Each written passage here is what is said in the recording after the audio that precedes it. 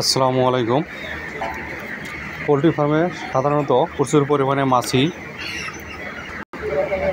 দেখা যায়, যা আমাদের পোলট্রি ফার্মের জন্য খুবই হুমকিস্বরূপ।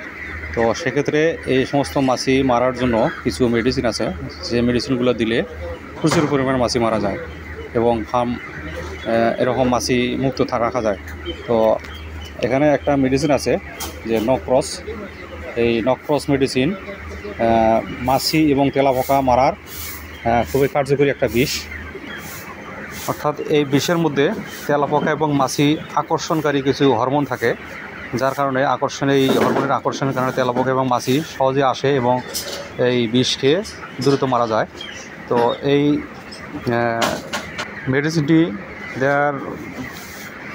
দিতে হয় সাধারণত কোনো সাদা জিনিসের উপরে যদি আমরা ফেলে রাখি এবং সেখানে এই বিষটা যদি ছিটাই দিই, শুধু ছিটাই দিলে হবে না, শুধু একটু যদি পানি দিয়ে রাখি তাহলে একটু ভেজা ভেজা অবস্থায় থাকবে এবং বিভিন্ন জায়গায় আটকে থাকবে।